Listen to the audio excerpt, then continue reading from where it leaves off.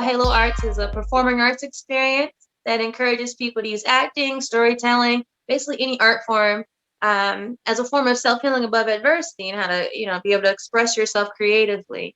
So I'm very happy to have an award-winning filmmaker here to talk to me about something that's very, very important, which is, stepping into the film industry and also very important, film etiquette. Correct? Yes. Yeah. It needs to be made. The video needs to be made. And that's why we're here. So first, let's start off by telling us a little bit about yourself. Well, my name is Jonathan Rowan. I'm an Los Angeles-based filmmaker, originally from Louisville, Kentucky. And I've been on my film journey since 2007, where I originally met Laila B.Hameen here. We met at Northern Kentucky University. At one of my old jobs, I worked for media services, and we hit it off, and we've been cool ever since. And we've worked together on a lot of projects we've worked together on. But the most notable is the picture behind me, which is a slasher. You can see her behind me. Yeah, that's a feature that we did that was released in 2014, and it's been doing its thing out there and still making traction even today. Awesome. And a little known fact about Slasher, that was actually my second or third feature.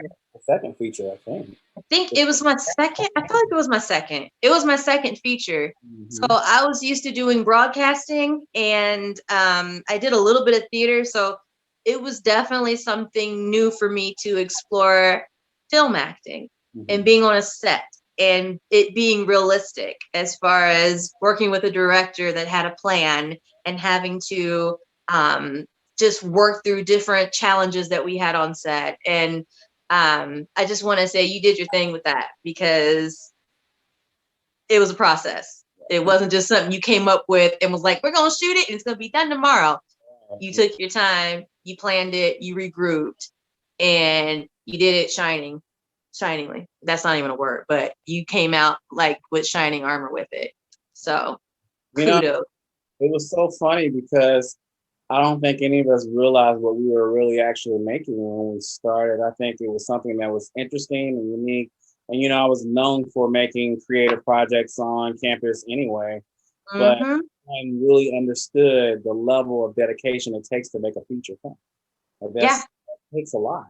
And some people, like a lot of us are used to weekends or like maybe 2 weekends where you give your time to a project, which is shorter in scale. But when you do a feature, that's a great chunk of your life that you're given to this project. And especially when you're in a lead role, like that's why I tell people, I'm like, don't take lead roles if you can't commit to it, because it's beyond the accolade that your name is out there first, then you actually have to live up to being on set all the time. You get no breaks, where a lot of people, they film their stuff, they go home and they peace out and the project's still going. Also, kudos to you for your dedication to the project, because we dealt with a lot. It was a journey, but it was a great one, I will say. Overall, I learned a lot. I dealt with a lot of things on the set of Slasher that took me into dealing with a lot of my other films that I was already prepared for. So I wasn't as stressed out. I wasn't triggered as much because I dealt with so much with dealing with people on a set that, I felt prepared in a sense. So yeah. I always remember just you saying, okay, again, okay, we're going to do it again and again. And that's actually what happens on sets. If this shot is not how the director wants it to be, you're going to do it again. Now, my favorite number is 3. Is what I tell everybody I work with. I like 3 good takes. And a lot of times when we got done, I think we either did 2 or 3 pretty much when we were doing the film anyway. We just had one cam, so it was a single setup, but it wasn't a lot of takes unless people weren't really getting things right or blocking wasn't really where it's supposed to be. If we're on take 7, I am pissed off. Wow, something's not clicking, and we need to figure it out real quick. So scene in an auditorium, the climax of the film, we were on like 2 one takes type. I love people who just rock it out no matter what time it is. Like, energy is everything, because people are naturally going to get tired. And dedication is another thing, just being committed to the vision overall and just the plan for the film and being excited for the movie. A lot of times, the misconception is set, it is what you make it. Set is a job first. But, a lot of people forget that. It's not going to be a glamorous, I'm happy all day type of deal. You really have to go into it, nail your lines, nail the takes, make sure setups are really quick. Like the longest thing that takes time is really lighting. Lighting is the longest thing in camera setups, but you're really waiting on lights to be set up and in place before you can shoot. And then once you go from that, it's really just about your setup with camera and just what you need. And you want to apply the right amount of time to each scene or, different takes that you're on, so you can get the most out of what you need, because all your time should really go to really your setups for the scene. It really shouldn't go to performance. The performance, that's why you have casting. You cast people so they know what they're doing already. So, that can be great. But positivity on a set, no matter what's going on, is the main thing for me. It's so funny. I feel like sometimes in my projects, when I cast leads or co-leads, it's almost like a person filling in the shoes of they can become a diva, a divo, in the sense that they feel a little bit entitled or more elevated, I guess, on set than other cast members. And sometimes that can be good or not. It really depends on the personality of the person. What I've learned, what I've seen in LA is that a lot of people, like, a lot of this goes to people's heads. And, they could have never done a film or not. And they still, sometimes they act a little bit, crazy. Um, Sometimes when I meet people and I feel like they have a weird energy, I will always go look people up on IMDb. So I was like, maybe I'm insulting them. Maybe I don't know something about them that I should know.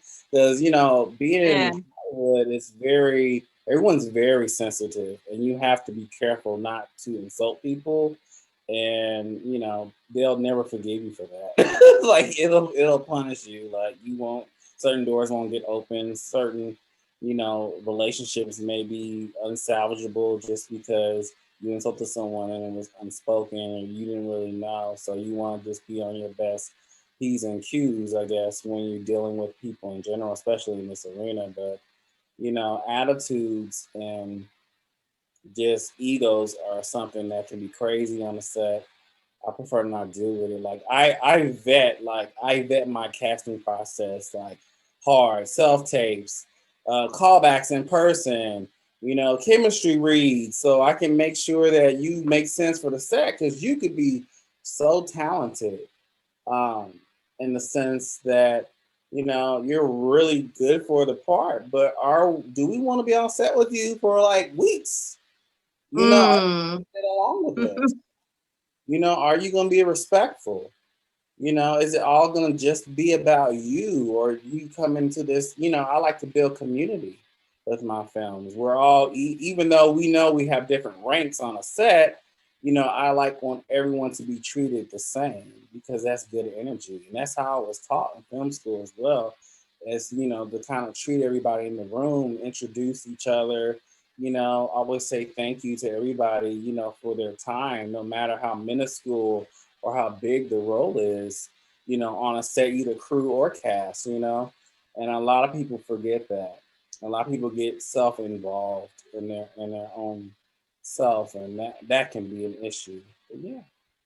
Even with theater, you get people that are there to do the job Mhm. and they can present the best positive energy, and that's what makes it run smoothly. But then you'll also encounter some individuals that might make things a little difficult, to say the least, maybe make it not such a positive vibe. And really, you're there to do a job at the end of the day.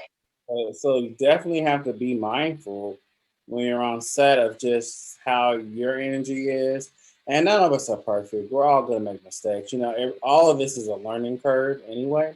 Life is a learning curve. We learn as we grow. But once you identify things that you need to work on, then you apply them on the next set and the next project and get better. And even if you felt like something wasn't as best as you could, it's always good to reach out and apologize, even if it's unspoken. People should practice good communication. And that's the main part. Communication is everything when it comes to film. The film industry or anything you do as a human being, you have to have solid communication. I feel like a lot of people forget that. And a lot of people get so caught up in their own heads that they don't communicate things, and then when things go bad or go awry, it's usually a communication issue.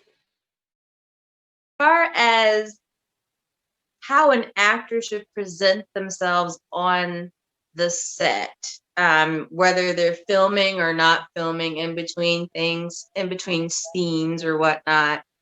Um, what are some behaviors that are looked down upon besides being, a bit of a diva or egotistical? What are some behaviors that are just looked down upon? On set, I guess, um, maybe impatient or being needy. Uh, Mm. that can probably be looked down on. Gossiping. Gossip. That goes to communication. Like, anytime you have an issue or you need to know something, there's a rank. Usually, you should always talk to your AD. That's what they're there for, to support you. Never have conversations in front of other people. That's a no-no. Definitely always pull people to the side. Talk to people in private. I practice that all the time. And even if someone mistakenly does something in front of people, I will tell them later, like, hey, next time, let's have a sidebar, or I might even pull them into a sidebar right in there, depending on what the situation is, because things can be misconstrued, and then you always want to keep a level of respect on set, even in an audition, that these people respect what you do, and you're not showing other people it's okay to disrespect you. 'Cause that's the first thing people will see if you're not a strong leader, especially being a director, you're the captain of the ship. So Mm. even if something is not directly your fault, it's still your fault because it's your movie, it's your name on it. So you want to definitely be just mindful of how you interact with other people. And just being an actor in general, it's a waiting game. You know, a lot of people don't understand it takes patience to be an actor. You know, you're waiting to hear if you got an audition. You're waiting to learn more information about the audition. You're waiting in the waiting room to go, you know, audition. And you're waiting to hear if you got the part. You're waiting to film. You're waiting to leave. You're waiting for the film to be done, and then you're waiting for the. So if a person doesn't want to learn how to wait properly with respect, then you know this is not the business for you. And that's just what it is. You know? I make my process what actors, a lot of actors are not used to. It's a conversation piece with me. So, yes, you're coming in to read, and you know, but I'm also going to interview you and ask you questions just to kind of get to know you, to see where your head's at. You know, feel your energy. To you know, a lot of times it throws people off because they don't expect to really talk to you when you come in the room, or you know, whatever. But you know, I have to be personal with you because I want to make sure you make sense for this project and we're gonna get along together, you know. That's very important vibes. And I've had incidents where an actor has been so good they have pretended to be another person in the casting room, and then you get to set and it's a whole Oh, person. It's a crazy person, you know. Like it's just you know just being oh. alone is not enough in this industry, but it's the business. Everybody's not going to be easy to deal with, and that's just what it is. So you have to have tough skin and be able to maneuver around certain things. And I'm able to just ask certain questions to get the to get the questions I know, or the not the questions, but the answers that I'm looking for, and to even see how experienced a person may even be coming into a project. You know, I've had people audition for me that did not read did not read the specifics of the role. You know what it requires, especially if it's like Oh. a kissing scene, something like that. Someone's not comfortable with it. I'm like, well, you just came and auditioned and you didn't pay attention, and that probably means we're not going to call you back. I don't know if you realize that or not, but you know that's um, the risk of dealing with a beginner. I'll say, because more people higher up, you know, you have agents and you have a whole different process of dealing with. You still audition most of the time, but there's a different way of dealing with the process. But like an open call would be something most beginner actors are going to deal with. So you want to just be cognizant and mindful when you're in a room. Presentation is everything. Also, a lot of people don't dress for the part sometimes when they're auditioning. Say if you're auditioning for a lawyer and you come in dressed like a thug, I mean, do you really think you're gonna get? You're not being mindful. You know, being mindful is just being present of who you're gonna audition for, who you're becoming. You're selling me. It's a job. You're selling me on why I should cast you. I don't think a lot of people are paying attention. You know, so it's very important that you pay Mm. attention, be mindful when you're coming into these environments. It's a learning curve because if you figure out, well, I'm not getting cast and I don't understand what's going on, you know, it's just the little details that you got to pay attention to and just make sure you're selling me. Like, I feel like once somebody has worked with me and I've seen the process, they audition different the next time. They become this character. Their audition self tapes are like a mini movie, you know, in a sense that they are so involved in who this character is and they know what I'm looking for as a director. So I'm so like, ooh, you understand what I'm looking for, you know. So it's different than just doing something that's not going to get you noticed in your initial tape. Also knowing how to self tape. Now that we're in the pandemic, Mm. unfortunately, self tape is the main way. And I've always been doing self-tapes before self-tape is the only way right now, you know?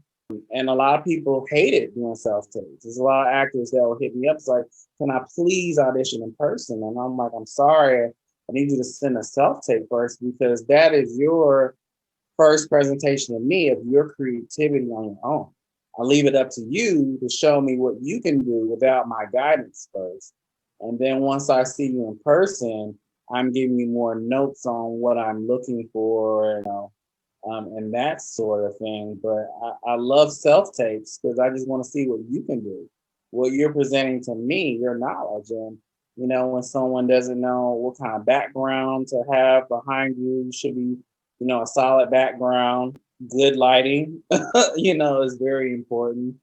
And, sometimes, you can have, it's good to have a reader uh, with you, and make sure your reader doesn't oversell you, because if your reader's better than you, there's a lot of times I've seen self tapes where the reader was better. And I'm like, wow, who's the reader? I'm interested.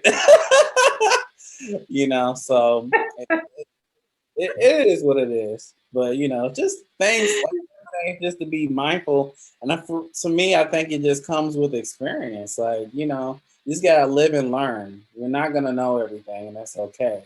But just do better as you go along your journey. Well, I'm just going to continue to say that so people don't take this as like a beating down session because, Mm-hmm. this is something that people want to know so they can do better. But this is not like reprimand, and I'm not going to be shady. Right. Yeah.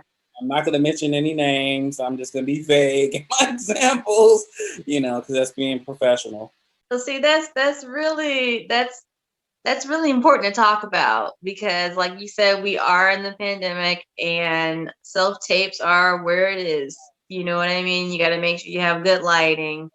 They even sometimes will give you suggestions on like what type of lighting to do. Like you don't have to go out and buy mega lights, but just something that's clear, something that's crisp. Um, you know, can you talk a little bit more about like self taping and how you can make it look better? A clear background. I've seen, the best background is like a gray background, I'll say. That's Hmm. probably the best solid background to have. If not, blue screens, green screens, that can work too, or a white background is great as well. Ring light. Everybody should have a ring light. Mm-hmm. The best lighting you can.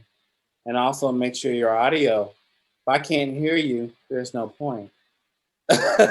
you know, just, Yeah. just just being on top of those three things: presentation, overall look, presentation of the lighting, presentation of the background, delivery, of course, of your performance. You know, when you have a reader, you're not directly looking into camera. You're kind of looking off and interacting with that reader. So we're watching your performance. But sometimes, monologues directly to the camera is okay too. I understand sometimes people don't have readers. It gets like that, and it's okay. I'm more forgiving and stuff like that because I'm growing and I'm still learning every day. So I understand what it means to be a beginner and what it means to be at a certain place. But people higher up that's been in the industry for years in higher positions commercially, they're not going to be so nice and forgiving. So you want to make sure your presentation of all of it is together. Also doing research. I feel like a lot of people in this industry, they don't research. They don't, Google and YouTube how to do things. There's plenty of tutorials out here that could tell you how to do things the right way, how to self-tape, So just being mindful of your lighting, your sound, your background, and your overall performance will be successful ways to self-tape. And so such we are in like the 2020, 2021 tech phase of entertainment, digital entertainment. Um, so do you consider, I guess, the social media presence of an actor while you're casting? Like, do you think about how many followers they have, or like their popularity, or is that not necessary for you in your casting? I think that's also the name of business in today's time. Like, even commercially in the industry, people will cast people because of their following. Honestly, it's easy to not have to do as much marketing work, when they already have a built-in following. But talent is something that you cannot negate. I feel a lot of people, they negate talent for a following. I don't do that. The way I usually cast, first I use casting sites, but I also reach out to people on Instagram and Facebook. And, I'm notorious for jumping in the DM or whatever and just saying, hey, you're interested in auditioning for this process? If so, can you send me your email, or here's my email? You can, send your info there, and then we'll go from there. But yeah, I think social media is very important for your brand. Me personally, I don't really like to be on social media personally, but for business, I have to be. I have to be present, even when I don't feel like being present. With all that's going on in the world, you're so drained, and you have to put on this positive face and represent your brand and promote, promote, promote. I have to promote every day just to keep my brand out there and keep a new eye on my audience, that someone new I can bring into my brand. Whether I personally feel like I want to at that time or not, but it's business. So it's definitely good to be out there so you can be seen and you can be discovered. And then also your social media page should be key in representing your brand. You shouldn't have inappropriate things on your social media, pictures of you being drunk or anything that can be, negative to you or tarnish your image is what I'm trying to say. Make sure your headshots are on there. Make sure your reel is on there if you can. If you don't want any of that on there, at least nice pictures of you or some links, definitely links where people can go and find your IMDb page. People can go and maybe if you have a Vimeo or YouTube link, they can go and watch your reel over there, and that's fine as well. Or make sure your email is there so people can email you and contact you. But yeah, I hope I answered your question. Yeah, The you did. following, the following is not always necessary, but it's a plus. But Mm-hmm. to me, talent trumps following, because I like undiscovered, you know, actors and people who just need a chance. Because a lot of people need a chance. Like, the world and the industry is changing right now, and a lot of the old movie stars, they're getting old. They're not in their prime anymore. So I feel like we honestly don't have a new batch of movie stars like how the olden days did. Like, it's kind of like different now. It's. Yeah, I feel that too. I feel like we've got our scattered Hmm. main actors that are in just about everything. And even if you're talking about African Americans or racially ambiguous, you still have that same kind of cluster. Hmm. But there's not like a wave of like the actor like it was like in the 90s. You know Hmm. what I mean? Like how Will Smith started his journey from Fresh Prince and Yeah. Bad Boys and Independence Day and Men in Black and so on. Mhm. It's like if you're on a show, say like I'm drawing a blank. It was on HBO. Jonathan Majors and Journey Smollett, their show. Oh, Lovecraft? Yes. So, for Lovecraft. example, a show like that where, Jonathan Majors just started and his name is just building, he's getting buzz off of that, but he's also in the Five Bloods. And I think he was in a Field Street and Talk, maybe, I think. And so, he was building buzz, but once he did such a main impactful role on HBO, that got people's attention. And now, he's the up and coming next, Hollywood Marvels, like, recruiting him. And getting him more roles in that frame, you know. So a lot of those actors are like on the crest of the next up and coming stars that are getting their breaks now that have been making work for years. Like Journey's been in the industry since she was a child, and Eve's Bayou, you know, Yeah, like yeah, even younger. They mhm, had a TV show back in the 90s with all the siblings. yeah, It was a while ago, and they were all like the brothers and sisters for, I think they were orphans or something like that. I remember them back in the day. So they've been on it for years. yeah, yeah. So yeah, Yeah, you gave a lot of really, really good insight. And I'm so glad that you hopped on Zoom with me and took time out of your schedule because I know you got a lot to do and everything. But where can we find you on social media and your projects? Where can everybody tune in to what you're doing? you can find me on all platforms of social media, which is Instagram, Facebook, Supastar Productionz. That's Supastar Productions with a Z. That's on Facebook, Instagram. You can also find Supastar Productions on YouTube. Right now, my channel is building and building an audience. It's going really great. My film Beauty Mark is like my top rated film right now online, and it's really getting a lot of traction. So I'm really grateful for that opportunity. You can also find Slasher as well.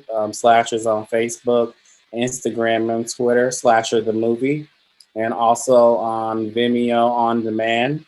You can find it, you can rent it, or buy it if you want. And you can also find it on Facebook. So yeah, just getting my brands out there and seeing how far I go, and just being vigilant and growing this brand and growing as a person is always very important and key to not only being creative but a person. I'm very proud of you because I remember, I'm going to get sentimental because this is old NKU memories. I remember when you and Whitley um, were in the media center and just filming so much stuff. And it was good quality things. And it wasn't just like a dinky little college project. It just looked like top notch. And you guys were just doing it just for fun. And it Mhm. just looked so cool. And I remember thinking, like, man, like, and this is what, 2007, 2008, you know what I mean? And now we're in 2021 and y'all are killing it and doing great. And so just keep doing it and keep growing. And you're making your old friend proud. Because I feel like an old lady watching you guys just like, Oh, but whatever, old lady. I'm so proud. Whatever. I like what you're doing with the Halo Arts and just how you're catering your brand to children and just getting more people a happy place. Since I know we talked about how like TikTok is not it's kind of weird, and Yeah, it can get kind of sad sometimes. And I yeah, and I don't know. feel like in this world that we're in, especially in the pandemic, we know we need as much positivity and rays of light. Like me personally, in quarantine, I've been watching a lot of cartoons and stuff because like I just can't take some of this stuff. It's really hard. Being a creative in the pandemic is also very interesting as well. You're finding new ways to exist in the new normal, and kind of just being creative in the spaces that you're allowed.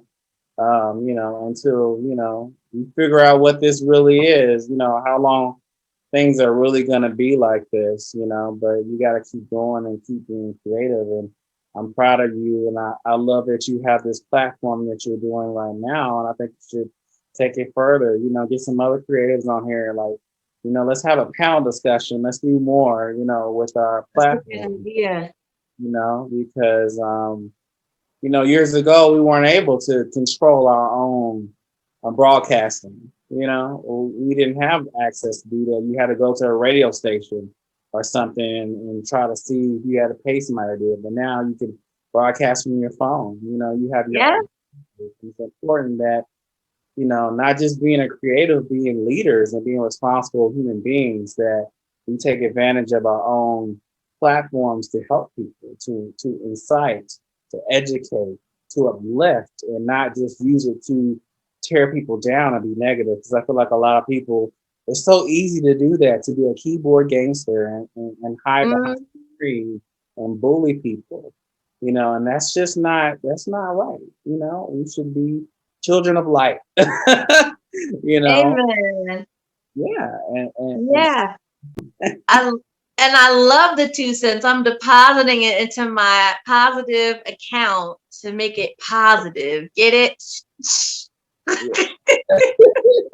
Take out the negative balance, put some positivity in your account.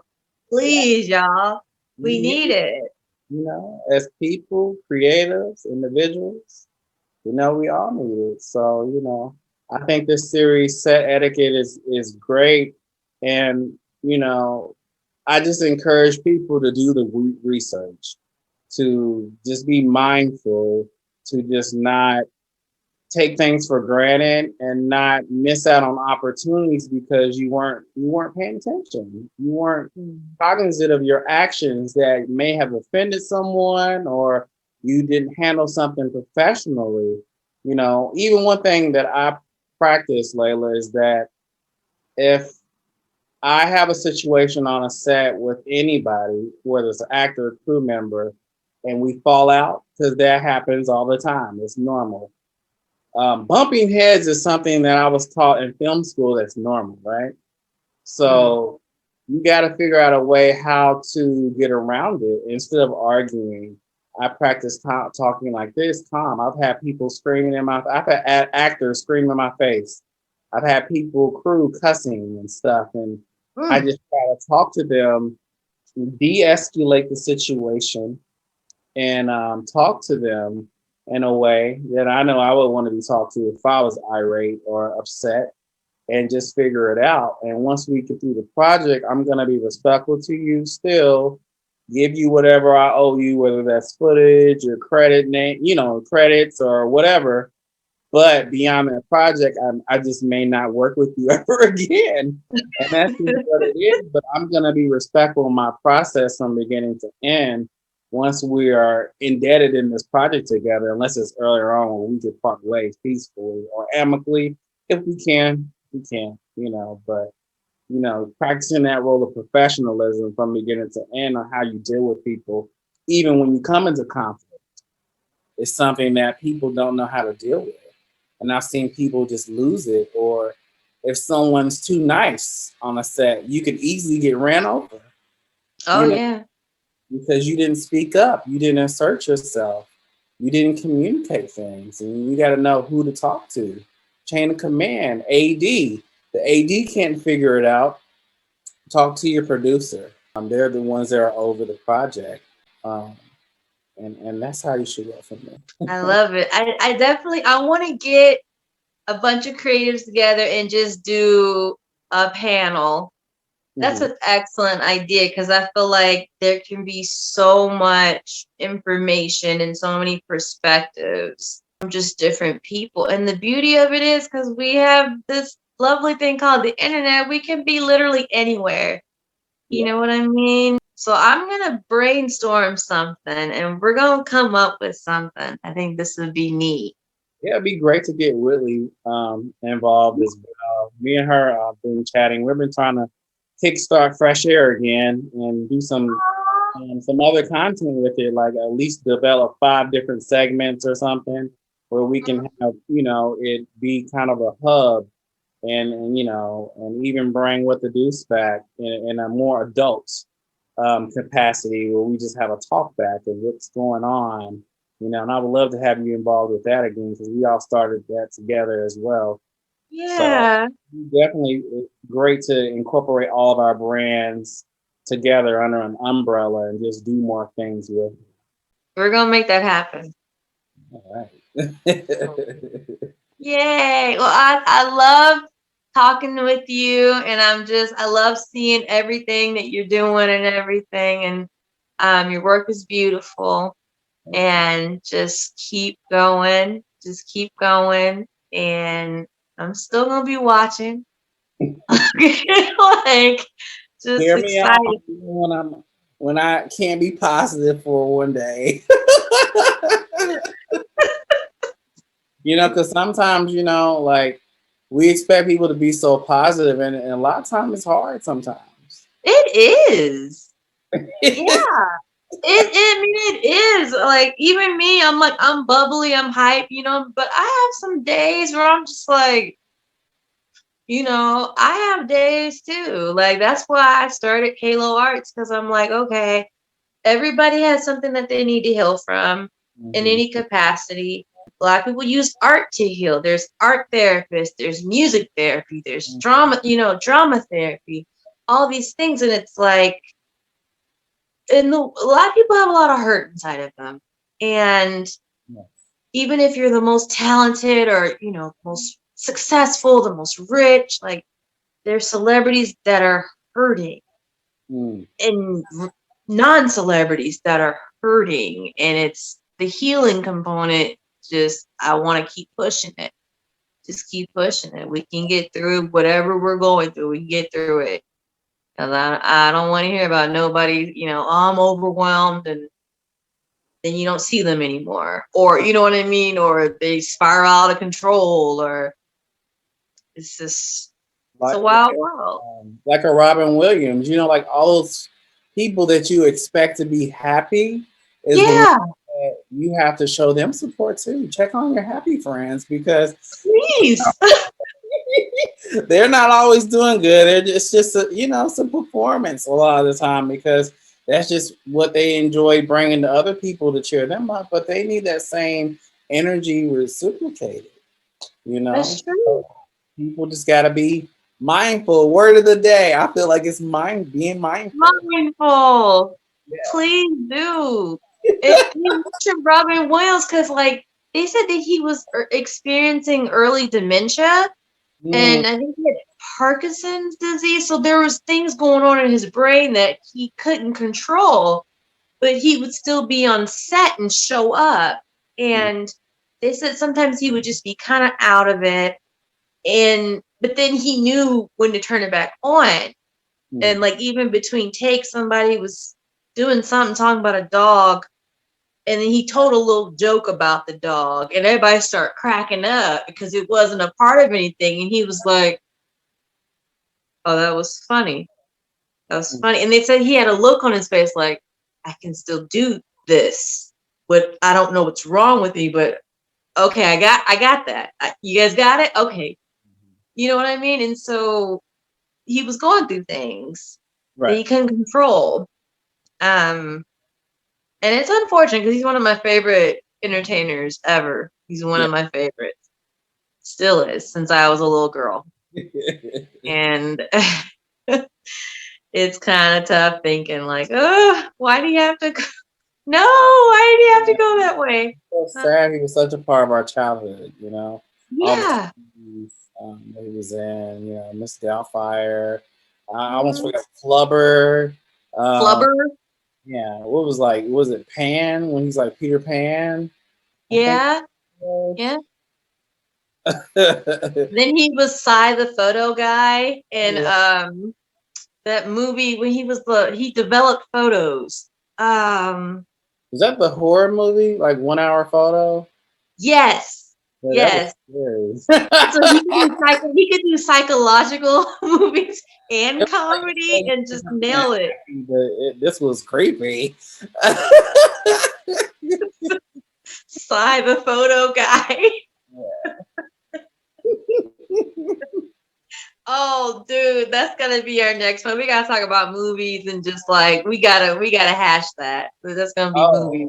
here's the thing. I think we should try to get a reunion of the slasher game. Like some people, we just do a talk back or something. I think that'd be fun. Ooh, that would be fun. And we can all show up if we got a phone. Mhm. Because most of them we're still in contact with them. They're there. They Yeah. support. I see most of them. So. I'm gonna stop there. Well, yeah, I'll talk to Aaron, Katrina, Romeo, Eris. You know, Hmm. I see Jarica online sometimes. Yeah. Candace is not really on social media. Who We is connect every now and then. Candace is not on social. Candace? Oh, okay. Yeah, I haven't seen her in forever. Yeah. It's been a while since I've seen her. Um, when I was on tour with the Ugly Duckling, a dude that played the Ugly Duckling, he was friends with Eris's brother, Aaron Mm-hmm. Ray. And so we were driving in the van one day and he was like, yeah, my boy Aaron Ray is in California and his brother Eris. I was like, Eris Ray? I was like, I know Eris Ray. I was like, I was in a movie with him. He was like, oh, for real? Yeah, we all went to performing arts together, blah, blah. I was like, whoa, small world. Like, okay. Right. Now Aaron, like, he has a music career. I know he had a song with Kaylani um, Yeah. last year, I believe, or year before last. But yeah, I remember I was like, wow, you know. Yeah. So yeah, I'm on board to do more talkbacks with you. I'm available, especially in quarantine. Just, a lot Yeah. of time we can utilize, instead of being stressed, we can be creative and figure out other ways to tap into other audiences and just connect with other people. So yeah, I'm definitely down for it. Anyone, Nice. I'm pretty sure they all would love to come on and talk. So yeah. Sweet. Well, thank you so much for chatting with me and sharing your knowledge and everything. And I'm going to go ahead and let you enjoy the rest of your evening. And just we'll be in touch and we're going to make some stuff happen. All right. Let me know when this is done. I will. Share it and then also get a copy so I can post it as well. Yes. Right. Take care. Have a good night, okay? All right. Talk soon. Bye. Bye.